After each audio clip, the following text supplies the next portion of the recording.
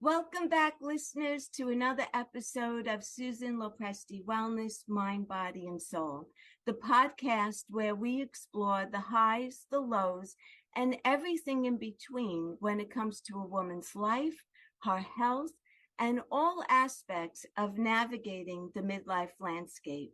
I'm your host, Susan Lopresti, and today I am super excited about this episode and my very special guest, Ida Garcia.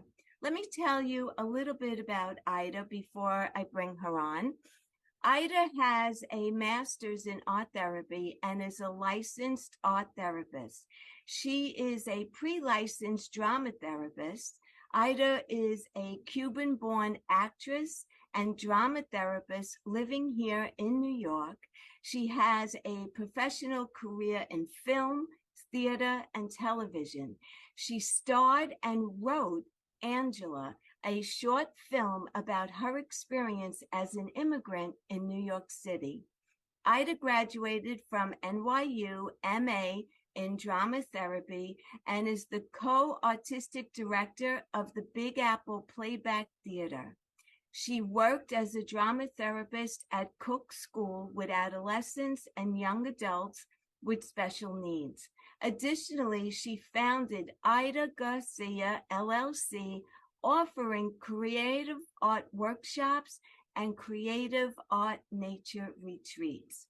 I met Ida on a networking site, and her story really intrigued me, so much so that I wanted to have her on as a guest on my podcast to speak to my audience of women who are looking to improve their health and their life and make this time of their life more about themselves. It's time that women learn to cultivate time and space for creative outlets for themselves to express their true nature and experiences that they would like to see played out in their life. After all, you can't be everything for everyone else unless you're taking time and putting yourself first. I believe that these creative outlets that Ida Garcia has created is a real life transformation for women. Ida believes in the power of arts as a therapeutic means and is passionate about healing and building communities. And that's just some of the reasons why I asked Ida to come onto my podcast today to speak to my audience of mature women who are looking to heal. Healing means a lot of things, not just the food on your plate and exercising daily, although those are great to do as well. But there are many healing modalities that can turn your life around. And today, Ida is going to share her healing modalities with us. I'm super excited because she's also a fellow New Yorker living in the borough that I was born and raised in. And if you can't tell from my accent, that's Brooklyn, New York. Anyway, without further ado, let's welcome Ida to the show. Ida, I'm so excited to have you here. Thank you for taking time out of your busy day to speak to my audience about what it is that you do with your programs and how they are helping women to be more in tune with themselves and connect to their true essence. Let's start from the beginning by telling me your journey, at what age you left Cuba and came to New York, and why. Yes. Hi, Susan. Thank you so much Hi. for having me. Super excited to talk to your audience and to talk to you about what is my passion and my purpose. As you mentioned, yeah, I'm from Cuba and I came to Cuba in 2013. I was 30 years old. And back in Cuba, my full-time career was an actress. I was an actress in Cuba. I did many artworks. I did TV, television, film, theater. So I was working as an actress, and as some of you may know, Cuba is a dictatorship, and the political situation there and economical situation is very complicated. So one of the reasons I left Cuba is because you can be all of that but have nothing. So you can provide not only for yourself but neither for your family. So I came to live in the US, looking for a better future for not only for myself, but for my family. I don't have family in the US, so it was kind of like a jump in the abyss. I had a really good friend, which is my sister, who made sure I came here and I had the support. But I came to explore and to pursue a better life. So back in Cuba, we don't do therapy. You know, like in Latin America, therapy is a little bit people are not used to. You have to be bad in order to have therapy. So it is sad that we don't have access to those resources. And I theater, I can tell you, was my therapy. Looking back, and I was always a very sensitive child, very connected and attuned with my emotions, but I didn't know where to put them until I found theater. So in that space of the stage, I could be all the roles I could be without judgment, and it gave me a sense of community, a sense of belonging. So came to New York, you know, start the hustle, and after a few years doing theater, but not being able to pay my rent, to pay my bills with like being an actor, I was like, hey, I need to study something. I need to go back to school and like really get out of this immigrant circle. And that's when I found this master in NYU, drama therapy. And when I went to the info session, Nisha Sahani, who is the director of the program, is a woman of color from Canada, but her roots are from India. The way she spoke and the way she lay out the program, I was like, that's for me. It's basically taking what I love about theater and adding the healing and the psychology part, putting it together and offer it. So I would say in drama therapy gave me the platform to use the skills that I already had and learn the other skills that I was able in regards to psychology and mental health.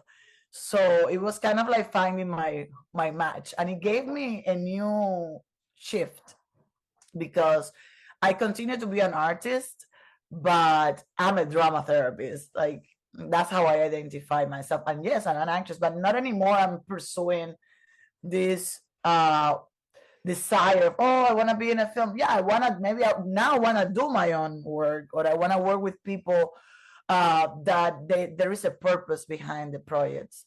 So that's a little bit about, yeah, Cuba and coming to the US. Then drama therapy, there's different modalities in the creative art therapy. There's art therapy. Just mainly in art therapy, the clinicians use art mediums, dance therapy, music therapy, and then it's drama therapy. But drama therapy, it's the multi-layered. So we can use, as a drama therapy, we can use a little bit of art therapy, we can use a little bit of music and dance and movement. So it has endless possibilities. It is also person-centered. We work with each clients and their specific needs. It's not for me, oh, I want to do that. No, I'm asking my client, what do you need? What resources do you have? What's your desire? And according to that, I can create a plan and intervention in order to help them. But as I said in my work, always is everything is an invitation. I don't want to, force anybody to do anything. Especially people get a little bit conscious when they have to act. But this is not for the sake of acting. It's for the sake of expressing and trying new roles and trying new things that in daily life we don't do. Right. For someone who has never acted before, or let's say had never had a desire to act, it's a whole new experience for them. Definitely. Are women open to that if they're not actresses or have that desire to be? Yeah, let's start by saying that you don't have to be an actress in order to do this work, right? I could be a little bit of like, oh, do I have to? But again, the range is big. Right. It's invitation. I always ask my client, just try it and see how we are comfortable. There are many ways, because in drama therapy, we're not interested in good acting or good performance. The moment you just try something, that's good enough. And it's a process. It's all about the process. It's not about the result. Like in acting, we act and we want a good result. In drama therapy, not. The process is what is matters. The process is what is important. How do you feel while doing it? Oh, maybe you felt a little bit like self-conscious. That's normal. But as you do it and you trust, you maybe get a little loose. Not everybody has to act. That's not the goal. It's all I give you a whole layout or menu of things that you could do, and then the client will pick what feel more comfortable. Some people don't feel comfortable acting. They don't have to, Could you you give know. me an idea of what the menu looks like of different things? Yeah. For example, if you go to one of my workshops, first we start in community in circle when we introduce ourselves. We use sound and movement maybe to express the feeling. Oh, today I'm feeling this way. How does that connect to your body? And then you are asking the client to connect to the body, which a lot of people are not used to, are Yeah, disconnected, completely disembodied. This is a practice that is embodied. So we're setting the threads for people to really listen to, oh, I'm feeling nervous, and how this is nervous. If you can express this nervousness in a sound of movement, maybe you're moving your shoulders. So as simple as that. And there is an opportunity for them to start being embodied. And after that, we could do meditation, for example. But everything, for example, when I do a group, uh, I'm first when I'm doing my preparation, I'm thinking about which content I want to explore in this group. For example, if I'm working with women and we're exploring self-esteem, I'm gonna try to bring activities and interventions that relate to that theme that we want to work. Everything is connected, right? It's a thread by thread. So my meditation will be the theme around self-esteem. Then we'll go and do an art activity which is about that too. We'll do movement, exercise, theater games that are connected to that. Build community, feel comfortable, trust, exercise. So each exercise will be thought about what is the main goal of the whole session. We're not throwing exercise by any means. No, we are thinking about what we're doing. We share the contents that we want, the style for those sessions, and then we put it into place. And also, it's an invitation. If I feel the group is not vibing with that, I'll change it. I'll right. change it. I switch gears. You gotta be really listening about your clients and your the people that are in the group, because some people may get the blockage, or so it's all about listening. And then let's say after they do an art activity, we go back into groups. They share how was this for you, share a couple of emotions, and then with that prepare a little improv. We have costumes, or we have all sorts of props, and then you can create your own story in whatever form. Maybe it is dancing, maybe it is moving, maybe it is a puppet show. There is many ways. And it gives people, usually what people tell me is like, oh my God, I never thought I could act, for example. I never thought I could do. And they find that they can do. And also, they can also be an artist. They don't have to act, but they feel the nurturing in whatever form they are, because it's different. Yes. What is the outcome at the end of a workshop? What's the takeaway? What do you hear from the women? Yes, we hear all the time. First, a place to be playful. Allow yourself to be playful, like kids, right? We as adults, we have lost the capacity to be playful, thinking that only child can be playful. And no, who says that? We know that when we're playing, there are waves in our brains that get activated. We're in the present moment, we feel good. There is a sense of lightness. Life is not that serious in that moment, right? So that's one thing, a sense of community. One of my biggest uh, interests and purpose is to build community. Me as an immigrant, I'm the perfect example of, like, I came here by myself and I Yeah. had to build my community. I'm still building my community. So I want people like me that, they don't feel a sense of belonging. Maybe their identities have been broken because they used to be one thing in their countries, and they're coming here and they have to do other things. And I want the community, and in general women, everybody, to like have a sense of like, hey, I can come here and this is a safe space, and I can be part of this, and I can be my authentic self We also promote self-growth through all of that, through sharing, through making art. I see my clients get a lot of self-awareness, growth, um, self-esteem, like empowerment. When you are able to release and feel yourself better in your Yeah. body, there is a sense of, oh, okay, I'm feeling better. I feel more attractive, or I feel more confident. Yeah. The theater is the stage of life at the end. What happens there, stories are going to come that are from daily life. It's a way, it's a place to practice life skills. With, for example, with my kids, the kids that I used to work, Yes. it's a neurodiverse population. And this population, they have their own differences, they have their own way of communicating. And one of the goals that we use there is that they could practice, for example, if there is bully at school, if there is bad behaviors, we can use these interventions. Okay, how can we do this again? How can you talk to this person in a better way? Let's take it to the stage, let's do an improvisation. So A, it feels angry because B slapped her notebook and throw it on the floor, and then A starts screaming and calling names to this person. How can we do this better? So that's a perfect example of like practicing something in the stage that it is something that they can use these skills for life, right? Because they practice it.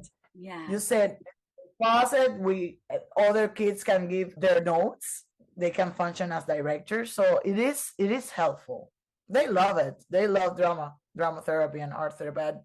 At the school, I was also working with an art therapist and a music therapist, and we will join forces and do all sorts of interventions, and it is really amazing what happened.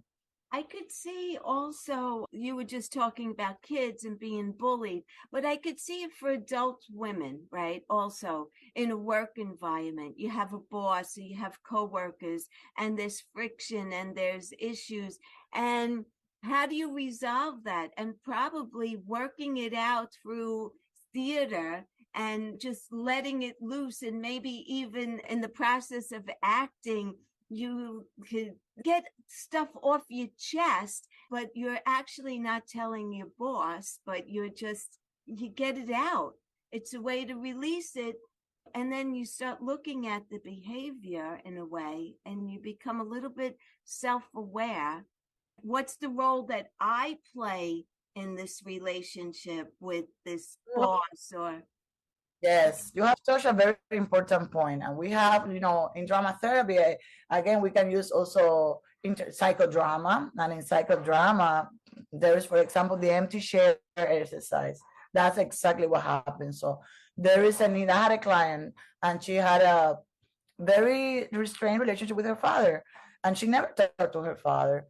And we use the empty chair exercise for her to have the possibility yeah, in this play space to talk and said to her father what she was able to do in person. It creates some healing for her because as you said, it got out of her chest and something happened there. So it's the same, we can practice, we can let anger management, we can, let's say you have an interview and you're very timid, and if we practice this interview and in the improvisation space, in the play space, in the stage, then you feel more confident. Maybe when you go to the interview, you have yeah, practiced it, you have done it, it's in your body. That's another part that in drama therapy, in order to assess a client, we usually see if they're able to enter to the dramatic reality. That's how we call it, right? That play space is the dramatic reality.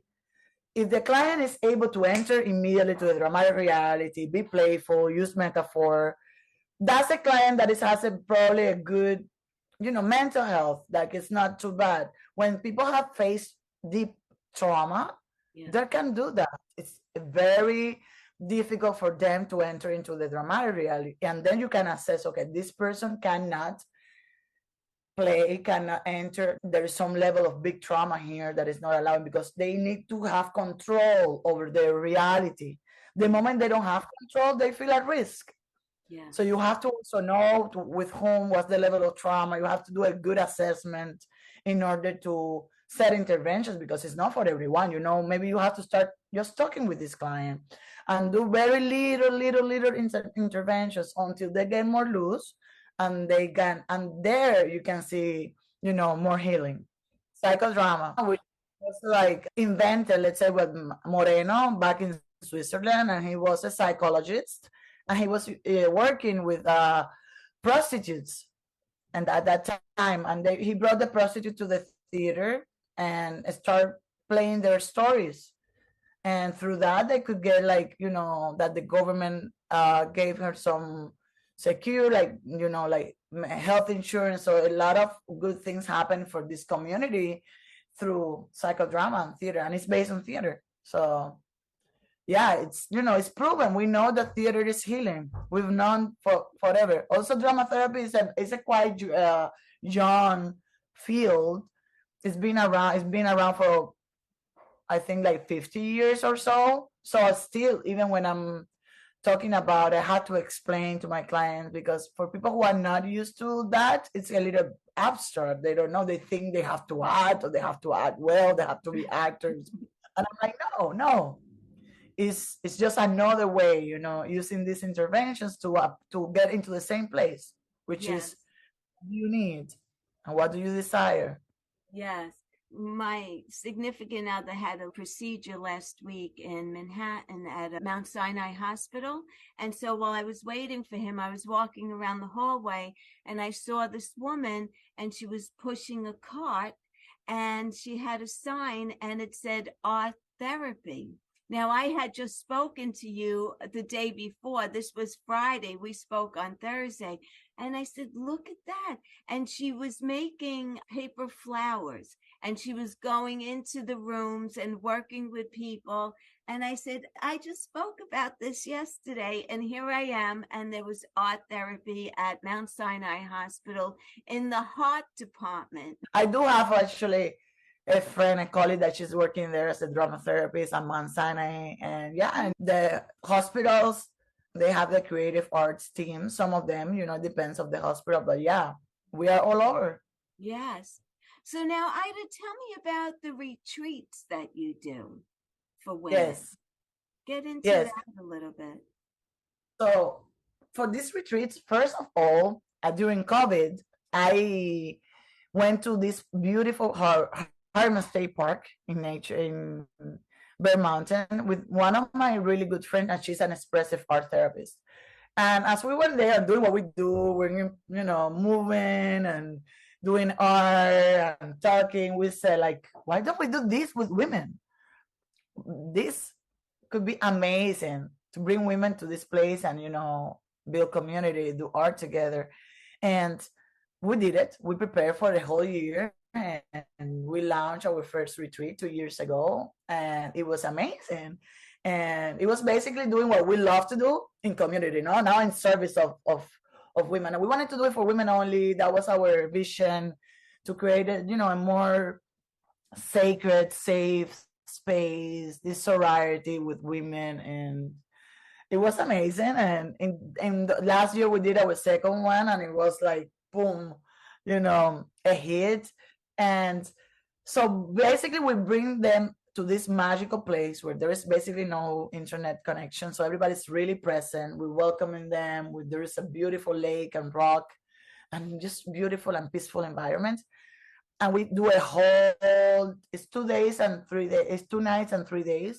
We rent a big cabin, and we all stay together.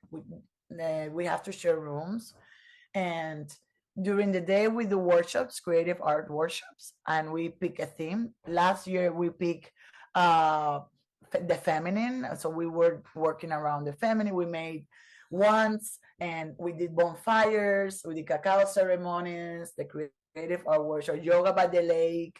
Shlomit, my business partner, she is a belly dancer, so we did belly dancing also for self-empowerment. Yes. And connect to your sensual energy.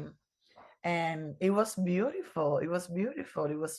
And it creates, a sense of sisterhood, right? Like, as we eat, everything is happening all the time, right? People are sharing with each other. There's a sense of, like, I see you, when you really expand that much time together. Uh, and all is through our making. All is through our making. Tell me about the aspect of being in nature. How does that play into? It's just magical. You don't have to do nothing. Nature is the walking meditation, right? You just have to be there. So we are also giving them the space of like just be here with consciousness, with awareness. How can you take this into your daily life, right? How can we be more present, not only in our bodies, with our surroundings, right? Yeah. The more present we are with ourselves, the more truthful we are with ourselves, right? Because we're not lying to ourselves, we're not blocking things. We're like, oh, I feel this. Okay, what can I move forward? And I think nature is just a power of healing that nature has. It is infinite. Yeah. When you are in nature, Yeah. just present and I feel like nature affects everyone in a way of getting just connected and grounded. grounded. I just feel so connected in nature. And then for years, I worked in Times Square in New York City.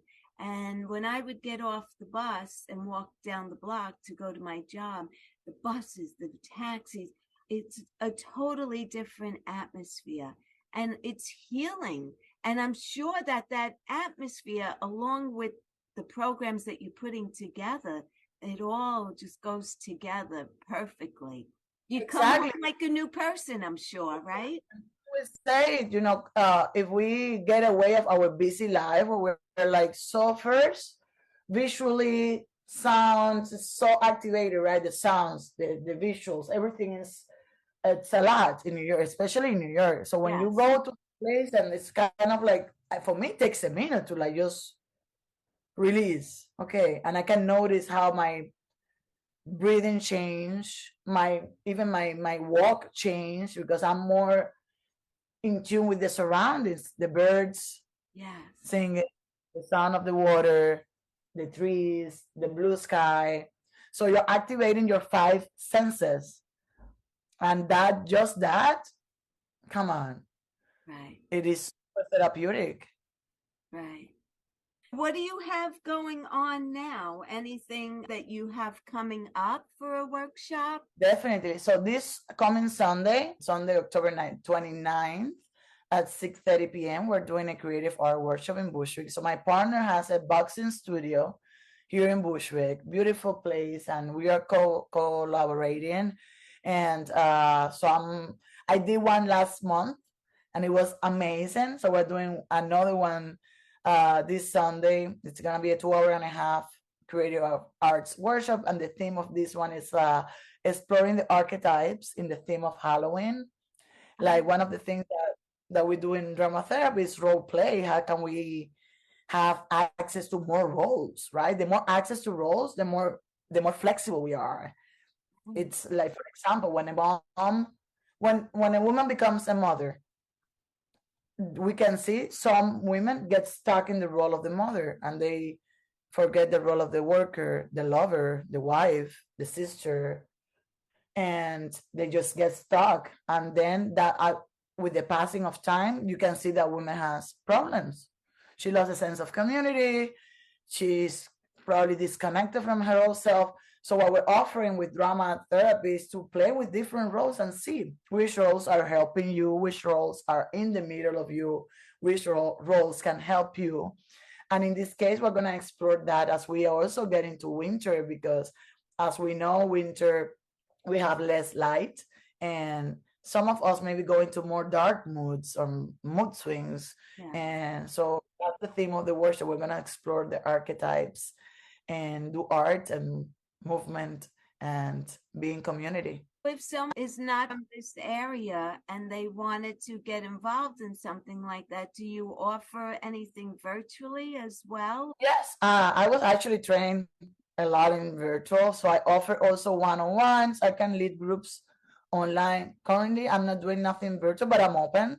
So if the opportunity arises and somebody is it's interested, like they can reach out to me. I'll give you have all my information, but I'll give you Yes, so you I can. will put it all in the notes. I wanted to talk to you and about biographical therapeutic performance. Yes. Yes, and I do all of that on Zoom because my mentor live in, well, she live in Israel and she's from Argentina. So I, as part of my thesis at NYU, that's where I did my program in drama therapy. I did an autobiographical therapeutical film, and this is based in a research, and it's an intervention that one of my mentor created, Susanna Pensick. She is the head of the Department of Drama Therapy in Tel Hai University in Israel. She's from Argentina and teaches all over the world. She has written many books about it. And I was fascinated.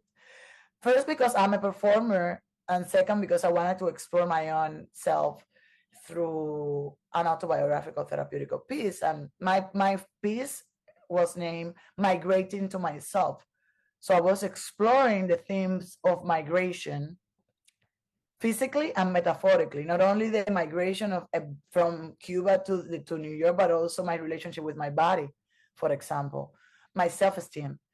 And I could see through the different interventions that she did with me, looking back, I can see so much healing. You cannot even believe. I remember one of the interventions she did was she interviewed me in the role. I was talking to her that I wanted to become this empowered woman, but I still wasn't there. I still was feeling that I had things that were holding me back. And we're talking about intergenerational trauma, the women in my family, me carrying patterns and things that I even didn't know. Right. And in the intervention, she made me enroll the empowered women and interview me. And let me tell you, I'm living now that woman. That's the woman I am today. And in that moment, I wasn't.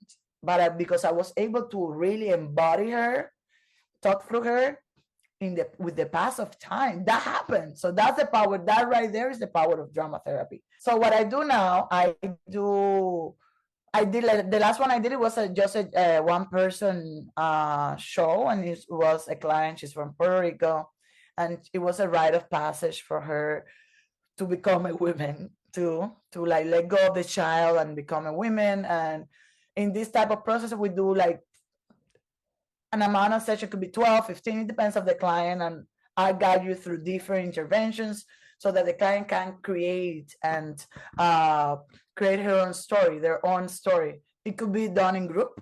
It's actually great when we do it in group because people can support each other. And then at the end, they present the show.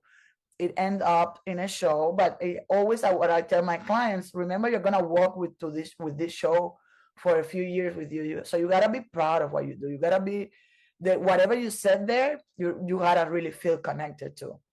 So my work as a facilitator, it will be more of a doula.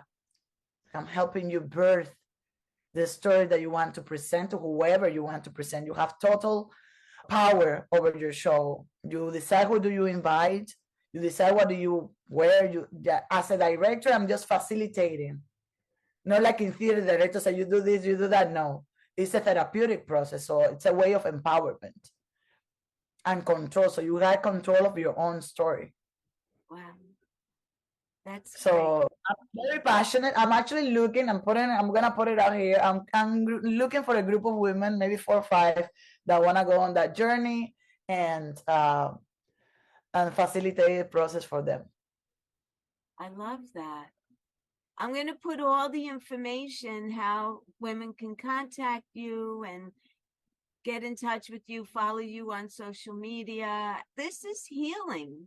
Like I said in the introduction, more than just the food on your plate, it encompasses so much of your life in different areas of your life. You have to be happy in all areas of your life to be completely healthy. There's a lot of research out there that if people are curious, they can just go Google, drama therapy and what happens to your well-being when you are in art therapy, drama therapy, music therapy sessions. Like there's proof that our brain wave, they get more activated, and there's a sense of connection and healing when we are present doing an artwork, moving, working with your body and creativity. Well, when you're moving your body and you're dancing or you're releasing stored emotions that are trapped in our bodies. From an energetic standpoint, you have trapped emotions that could be holding you back from your true potential. And just by doing some body movement helps to free that up and open it and release it and let it go. Yes, definitely. Another announcement that I have, I'm gonna do two more workshops, one in November and one in December at the studio here in Bushwick. I'll send you all the information for your community. Okay. And also planning parent and kids workshop.